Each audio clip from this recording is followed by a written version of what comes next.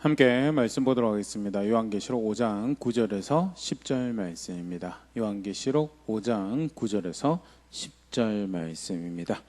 함께 읽겠습니다. 그들이 새 노래를 불러 이르되 두루마리를 가지시고 그 인봉을 떼기 합당하시도다. 일찍이 죽임을 당하사 각 족속과 방언과 백성과 나라 가운데에서 사람들을 피로 사서 하나님께 드리시고 그들로 우리 하나님 앞에서 나라와 제사장들을 삼으셨으니 그들이 땅에서 왕노릇 하리로다 하더라. 아멘. 우리 계속해서 요한계시록 4장 5장 말씀 살펴보고 있는데요. 4장에서 보좌에 앉으신 하늘 보좌에 앉으신 하나님이 다시 요한에게 환상으로 보여지고 또 요한의 기록을 통해서 교회와 성도들에게 소개되어지고 세상을 경영하시는 권위자 하늘 위에 펼쳐진 보좌에 앉으신 하나님, 그는 그 뜻대로 모든 것을 만드실 뿐만 아니라 그 뜻대로 모든 것을 있게 하신 분이시다라는 것이 이제 4장에 이렇게 묘사되면서 그렇게 찬양하고 하나님이 이제 보여지고 있죠. 그러면서 5장에 넘어올 때 그 경영하시는 하나님이 역사를 펼쳐가신 권위자이신 능력자이신 하나님의 손에 두루마리가 이제 그 경영을 펼쳐가실 두루마리가 올려져 있는데 이 두루마리에 인봉을 뗄 자가 없더라. 합당한 자가 하늘 위에도 땅 위에도 땅 아래에도 없더라라는 것이 5장의 첫 장면이고요. 그때 유다 지파의 사자 다윗의 뿌리가 이기셨으니 그 인봉을 떼기에 합당하시도다라는 장로 이야기가 있고 요한이 눈을 들어봤을 때 별명이 사자지만 별명이 다윗의 뿌리지만 일찍 죽임 당하신 어린 양을 보게 되고요. 그 어린 양이 이제 이 두루마리를 취하시죠. 그 두루마리를 취하실 때 이제 취하시고 나니까 이제 모든 생물과 24장로가 그 앞에 엎드려서 예배를 하더라라는 것이 이제 8절부터 내용이면서 오늘 우리가 함께 읽었던 9절 10절에는 이제 구체적인 예배하는 고백에 대해서 이제 등장을 하고 있습니다. 오늘 9절에 등장을 하고 있는 표현 새 노래를 불러 이르되라면서 그들이 새 노래를 불렀다라는 이 표현에 대해서 그리고 9절 10절에 나오는 예배 고백에 대해서 같이 이렇게 생각을 해보려고 합니다. 먼저 이제 새 노래라고 하면요, 우리는 쉽게 새 노래라고 하면 옛 노래 또는 뭐 좀 표현이겠지만 헛노래, 시간적으로 과거에 있었던 것과 상반되는 새롭게 불려지는 노래를 쉽게 생각하는 게 시간적인 개념에서 옛날 노래가 아니라 새로운 노래다라는 그런 식으로 생각을 해서요. 이전에 불러보지 않았던 노래, 새로 만들어진 노래, 새로운 스타일의 노래, 뭐 그런 것들을 이제 많이 이 표현 가지고 이제 연상을 하죠. 실제로 사실은 이 새 노래란 표현은요, 요한이 처음 만들어낸 표현이 아니죠. 구약 시편도 많이 등장을 하고 있고요. 성경에서 사용되어진 표현인데 그러면 과연 새 노래라는 것이 그것을 의미하는 것, 심지어는 이제 이미 이 땅에서 불려본 적이 없는 이제 새로 작사 작곡한 노래가 아니고 그 즉흥에서 이제 뭐 속칭 이제 방언 찬양이 내가지고 뭐 흥얼거리고 하는 그것은 이제 새 노래라고 시간이 그 다 시간적 개념이 예전에 불러본 적이 없는 그 당장 새로 만들어낸 노래 그런 측면에서 이 본문을 이 표현을 이해하는 경우가 있는데요. 실제로 성경에서 말하는 새 노래가 그것을 의미하는가라고 할 때 학자들은 시간적 의미에서 옛 노래랑 다른 새 노래라고 보다는 컨텐츠 차에서 디스팅티브한 구별된 쉽게 말해서 예전에 벌어진 일에 대한 노래가 아니고 새롭게 행하신 일에 대한 노래라는 의미에서 새 노래라는 표현을 사용하고 있는 것이 이제 성경의 누앙스인 거에 대해서 이야기를 하는데요. 실제로 구약의 말씀을 좀 이렇게 같이 보면요. 시편 40편 1절에서 3절 말씀 보면 내가 여호와를 기다리고 기다렸더니 귀를 기울이사 나의 부르짖음을 들으셨도다. 나를 기가 막힐 웅덩이와 수렁에서 끌어올리시고 내 발을 반석 위에 두사 내 걸음을 견고하게 하셨도다. 새 노래를 곧 우리 하나님께 올릴 찬송을 내 입에 두셨으니 많은 사람이 보고 두려워하여 여호와를 의지하리로다. 어떤 힘든 일이 있어요. 시편 기자에게 힘든 일이. 그래서 기다리고 그에게 간구하고 기도하였더니 1절에 그렇죠. 그가 들으셨다. 그러면서 2절에 비유적인 표현, 구체적인 어떤 사건인지는 잘 모르지만 그의 인생에서 경험하는 것이 기가 막히게 웅덩이와 수렁에 빠진 것 같은 그런 일이었는데 거기서 나를 건져내신 은혜를, 새로운 은혜를 베푸셨고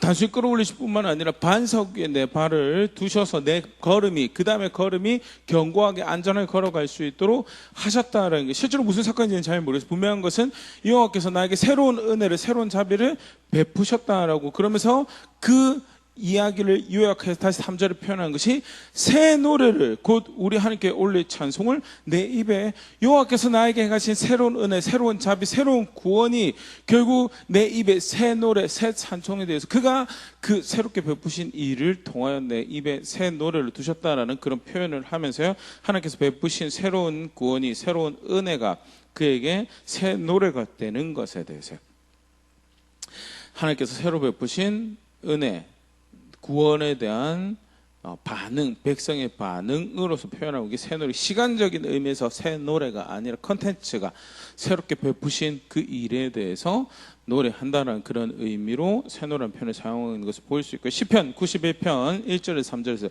새 노래로 여호와께 찬송하라. 그는 기이한 일을 행하사 그의 오른손과 거룩한 팔로 자기를 위하여 구원을 베푸셨음이로다. 여호와께서 그의 구원을 알게 하시며 그의 공의를 문나라의 목전에서 명백히 나타내셨도다. 그가 이스라엘 집에 베푸신 인자와 성실을 기억하셨으므로 땅끝까지 이르는 모든 것이 우리 하나님의 구원을 보았도다. 그러면서요, 여기도 마찬가지로 새 노래로 여호와께 찬송하라라고 하면서 뭔지 잘 모르지만 하나님께서 사실 특별한 일을 하셔서 기이한 일을 행하시고 능력의 오른손과 거룩한 팔로 하나님의 통치로 하나님을 위해서 구원을 백성에게 베푸셨고, 그리고 그 구원을 온 나라가 보는 그 앞에서 나타내시다. 그 2절이죠. 3절을 계속 하나님께서 이스라엘 집에 대해서, 하나님 백성에 대해서 인자 성실을 기억하셔서 구원을 나타내신 것에 대해서 노랗게 도우시고 은혜를 베푸신, 그래서 이야기하는 게 뭐냐, 새 노래로 여호와를 찬송하라라고. 이전에 없었던 노래로 찬송하라라기보다는요, 새롭게 베푸신 이 일에, 기이하게 행하신, 우리에게 베푸고 행하신 이 일에 대하여 우리가 노래하여야 한다라고, 그가 영광을 받으시게, 찬송을 받으시게 합당한 분이시다라는 것을 표현하고요, 그때 사용하는 단어가 새 노래였다라는 것에 대해서 사실 이러한 이해를 더욱더 직접적으로 이제 잘 보여주는 게 이사야 42장의 모습입니다. 이사야 42장 9절 10절, 보라, 전에 예언한 일이 이미 이루어졌느니라. 이제 내가 새 일을 알리노라. 이 일이 시작되기 전에라도 너에게 이르노라. 항해하는 자들과 바다 가운데의 만물과 섬들과 거기 사는 사람들아, 여호와께 새 노래로 노래하며 땅 끝에서부터 찬송하라 하면서 새 일을 행하실 것에 대해서 직접적인 상황으로는 멸망 옛 일이고요, 그 다음에 그 이후에 하나님께서 다시금 그 백성을, 하나님 백성을 여기시고 일으키실 그 새 일에 대한 거고요, 새 일을 알리고 그 반응으로 새로운 일을 너에게 행할 것이요, 그 반응으로 이야기하는 것이 노래하라라고, 새 노래로 노래하라라고 이야기 되어진 게, 결국 새롭게 베푸시는 은혜와 새롭게 베푸시는 자비하심과 새롭게 우리 가운데 살아계셔서 우리 하나님으로 늘 우리 가운데 일하시고 계신 그 새로운 자비하심에 대해서 기억해내고 반응을 하는 그 표현으로 백성이 사용하였던 표현이 새 노래라는 거고요.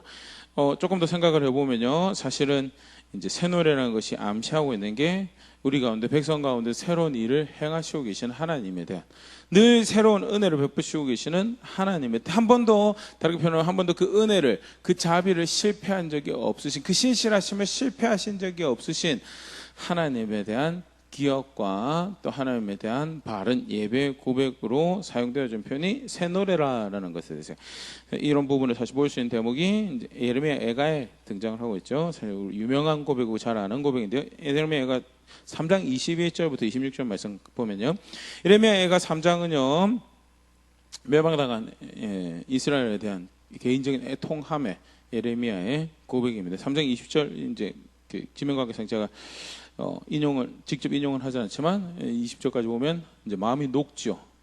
사랑하는 백성이, 사랑하는 나라가 아름다운 그 하나님께서 함께 하신 도성이라고, 하나님께서 함께 하신 나라라고, 하나님께서 함께 하신 백성이라고 일컬어진 이스라엘이 철저하게 그렇게 멸망당해서 포로로 끌려고 수치를 당하고, 그를 예배하는 신성한 거룩한 구별된 장소라고 하던 성전이 오간 데 없이, 돌 위에 돌 하나 남겨놓은 거 없이 벽 하나 남겨놓고 다 깡그리 무너지는 그런 일이 발생한 거예요. 마음이 쓰죠.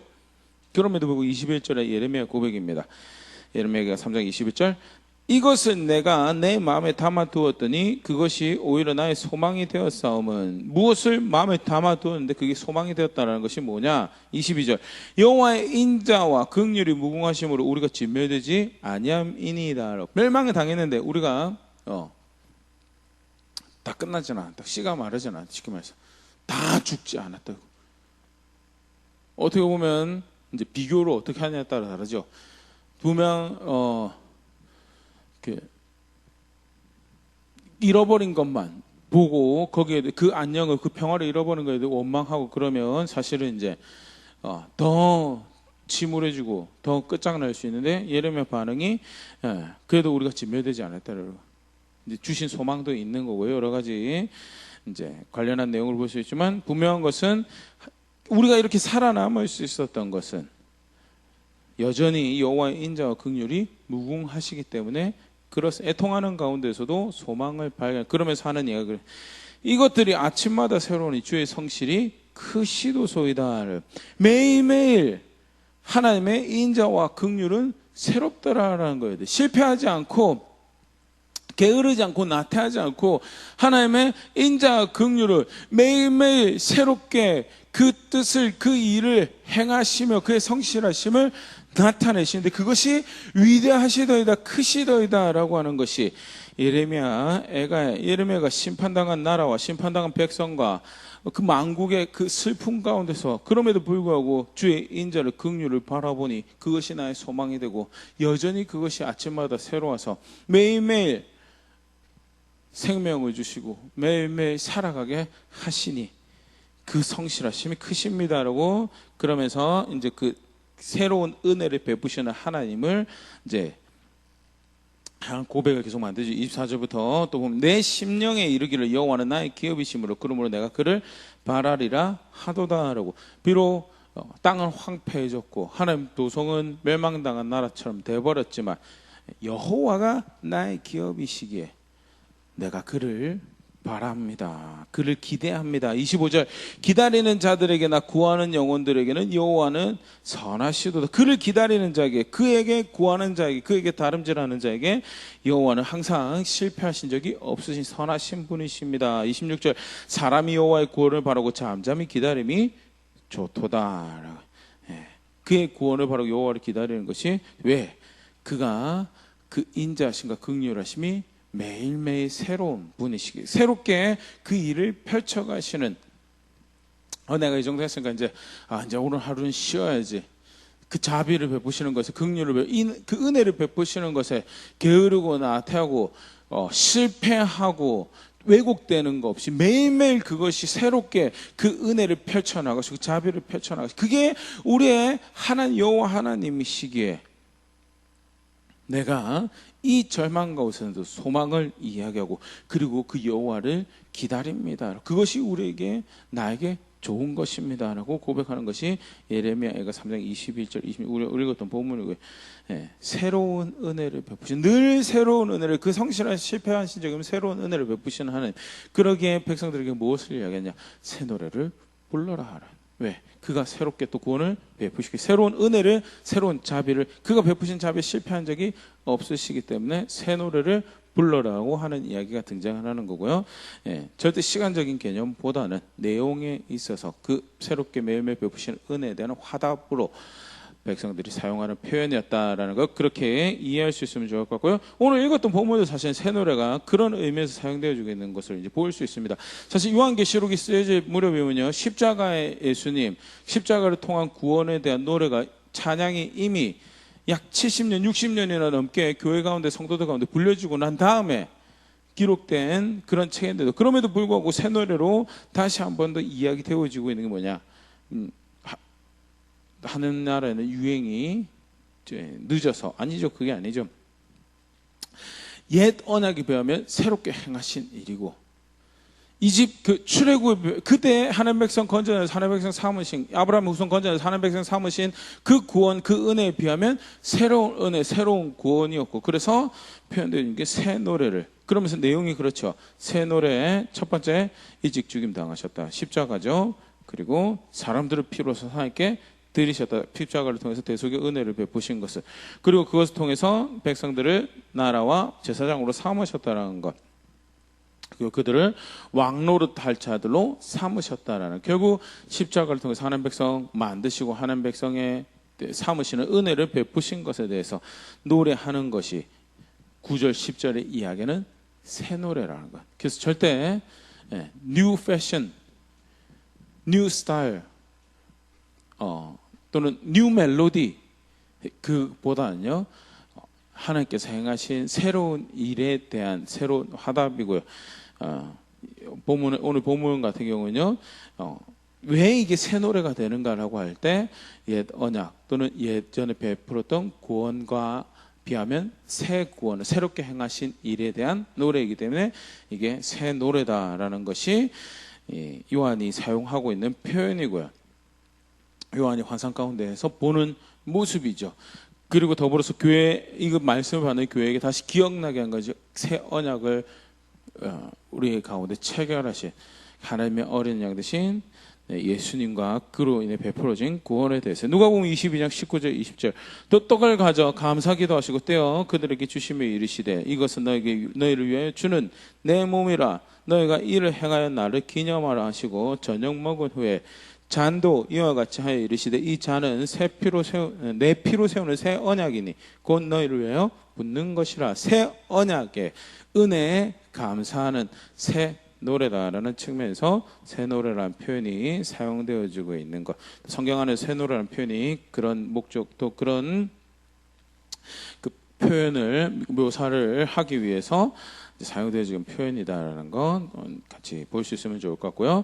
그러면 영원하신 하나님, 그가 그리고 세울 영원한 한 나라를 펼쳐갈 그 왕 또는 거기에 합당한 존재로 두루마리를 주신 어린 양을 향해서 불려지는, 영원토록 불려지는 새 노래, 더더군다나 천사들에서 불려주고 온 만물에 의해서 불려주고 하나님 백성을 대표하는 입사 장로들에 의해서 불려지는 이 노래를 우리도 함께 부를 노래죠. 영원토록 불려지는 이 노래 단면을 다시 한 번 더 들여다보고, 이 영원토록 불려지는 새 노래는요, 우리도 부르고요, 계속해서 불려지고, 예배 때마다 불려지고, 그를 기념할 때마다, 어린 양을 기념할 때마다 불려지는 노래인데, 실제로 그러면 그 노래를 부를 때마다 상기되어지는 것이 있더라는 것을 조금 더 생각을 해보도록 하겠습니다.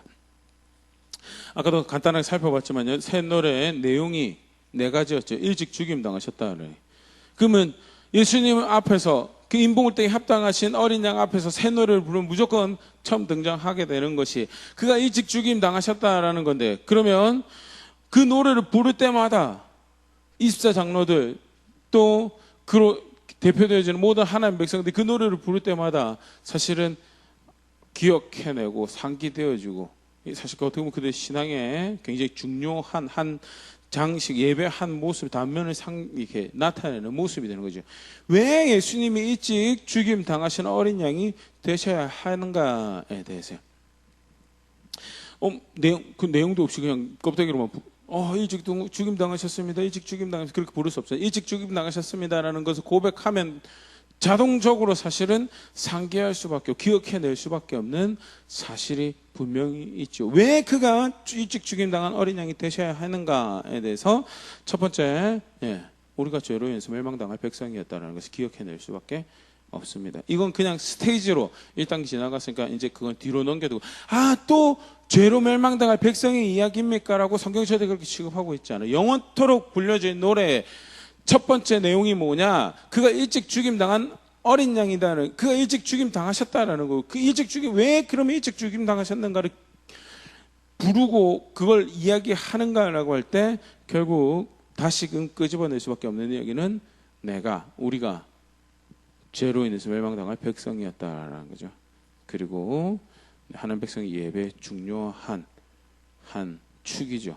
우리 예배가요 바르게 예배 드려주던 진짜 진정 예수님을 기념하고 그 일찍 죽임 당하신 어린 양을 기념하고 기억하는 그 구원을 기뻐하는 예배를 하고 있다면요 반드시 우리 가운데 기억되어야 될 모습이요 우리는 죄로 멸망당할 백성이었다라는 거예요. 요한복음 3장 16절 하나님 세상을 이처럼 사랑하사 독생자를 주셨으니 이는 그를 믿는 자마다 멸망하지 않고 영생을 얻게 하려 하심이라. 멸망당할 백성이었는데 그래서 어린 양이 필요했던 우리였고 근데 그가 일찍 죽임당하셔서 우리 구원이 되셨다는 것이 우리가 예배 때마다 기억해낼 수밖에 없음을 이 새 노래 가운데 확인할 수 있어요. 두 번째, 왜 그가 일찍 죽임당한 어린 양이 되셨어야 하는가?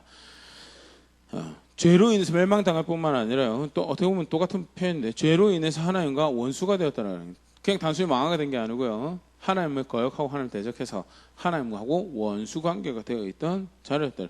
필사적으로 우리의 선택은, 우리의 본능적 선택은 하나님 원수가 되는, 우리의 마음에 원하는 것을, 우리 육신에 원하는 것을 쫓아 살아간다라고 하는 것이, 우리의 익숙함과 편리함을 위해서 선택하고 살아간다는 것이 철저하게 하나님을 거역하고 대적하는 것을 선택하고, 하나님의 악해서가 아닙니다. 우리가 악해서 우리가 선택하는 것이 하나님 거역하고 대적하고 원수되는 자에 섰던 것이 우리의 죄고요. 그래서 무엇이 필요했냐? 일찍 죽임 당하는 어린 양이 우리에게 필요했다는 거. 로마서 5장 10절 분명히 우리가 원수되었을 때.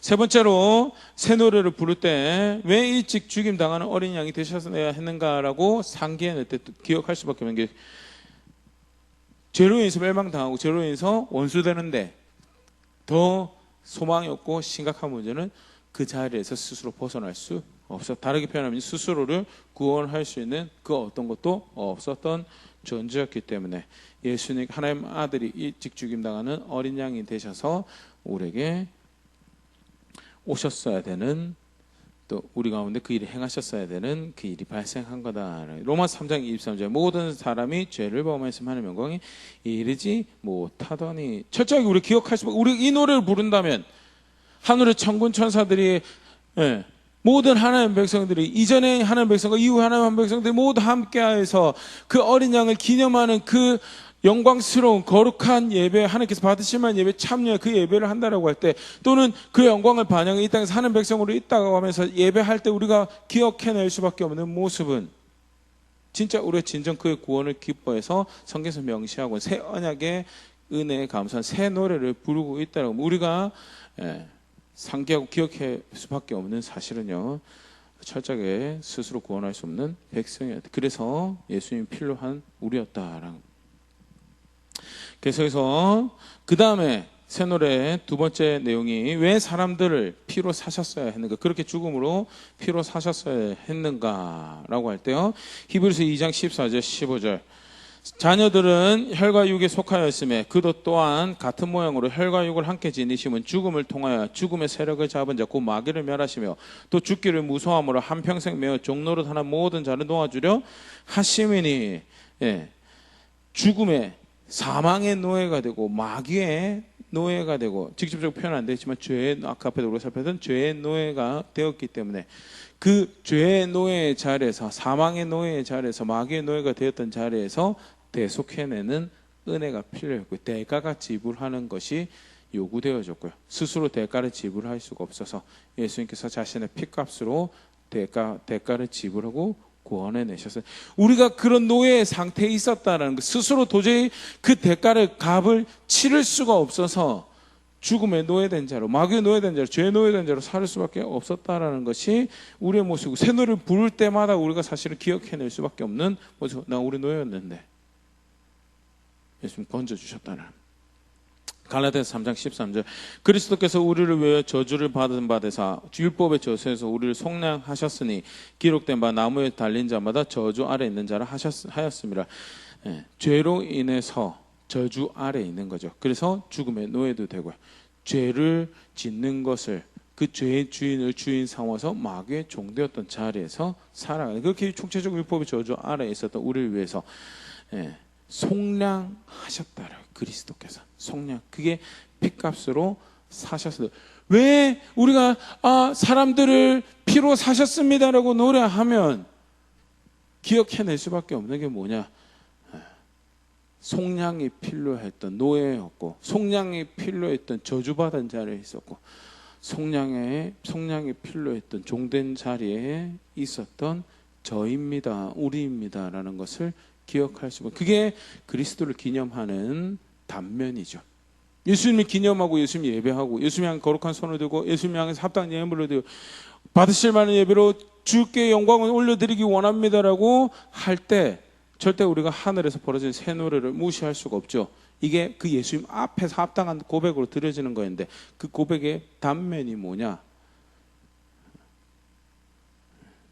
일찍 죽임당한 어린 양이 필요한 나였고, 핏값으로 사는 것이 필요한 나였고를 기억하는 모습이 실제로 그 구원의 예수님을 기념하는 자리에서 백성이 다시금 상기할 수밖에 없는 신앙의 모습이더라는. 세 번째, 왜 나라와 제사장으로 삼기 위해 대가를 지불하셨어야 되는가? 나라와 제사장이 되게 합당하지 않았죠. 그렇게 하나님을 섬기는 것이 합당한, 하나님의 소유로 하나님을 섬기는 백성이 될 수 있는 자리에 있는 존재로 여겨지는 것이 합당하지 않았죠. 이방인들만 그랬던 거 아닙니까? 유대인들도 마찬가지. 로마서 3장에 분명히 바울이 이야기하고 3장 9절 12절. 그러면 어떠냐? 우리는 나으냐? 결코 아니라. 유대인이나 헬라인이나 다 죄 아래에 있다고 우리가 이미 선언하였느니라.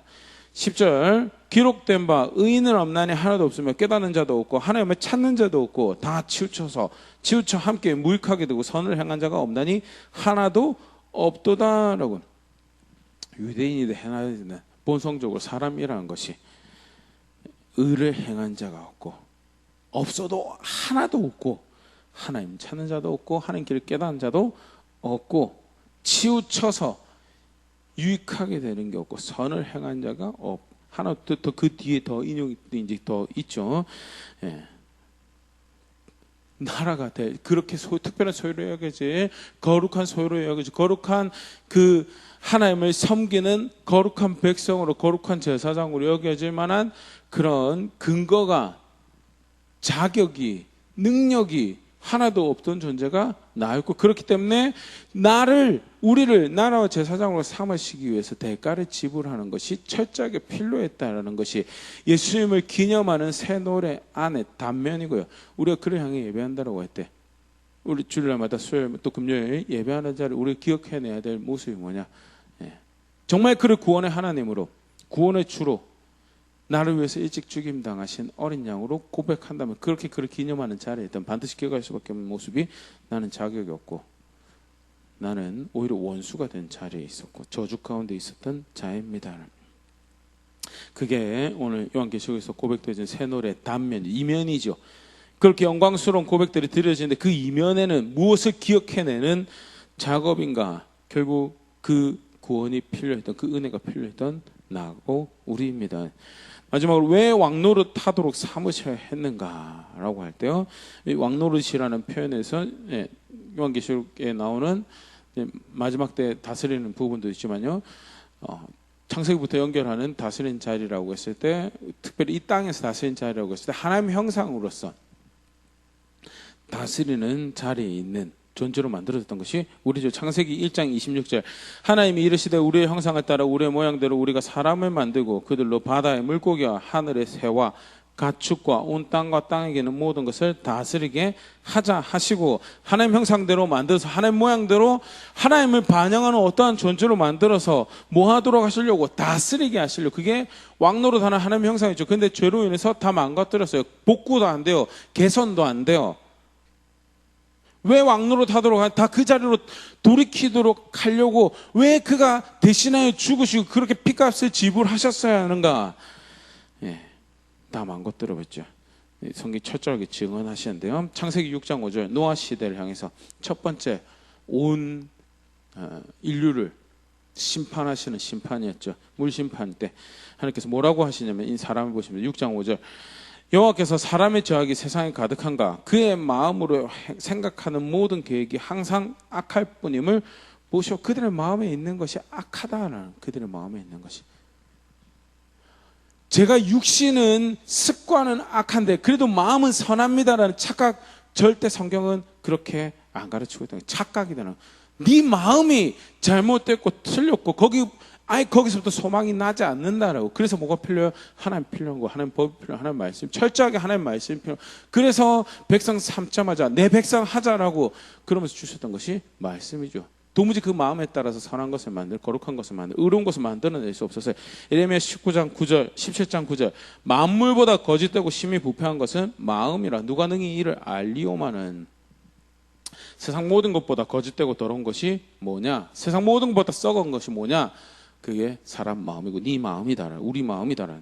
마태복음 15장 11절 예수님이 하시는 말씀이 입으로 들어가는 것이 사람을 더럽게 하는 것이 아니라 입에서 나오는 그것이 사람을 더럽게 하는 것이니라. 그 마음이 부패하여서 그들을 거룩하게 할 방법으로 지침을 주시고 법을 주셨죠. 근데 그거 가지고 자기 마음보다 그게 더 더러운 것처럼 생각하고 바리새인들에게 예수님 다시 한번 더 쐐기를 박으시죠. 야, 실제로 그거보다 더 더러운 게 네 마음이다라고. 물론 하나님 말씀에 따라 살기 위해서 건강한 음식 찾아 먹고 스스로 건강하게 할 수 있는 그런 음식들 구별해서 먹는 거 나쁘다고 생각하지 않습니다. 그런데 착각하면 안 되죠. 내 마음이 그거보다 더 더럽다라는 것.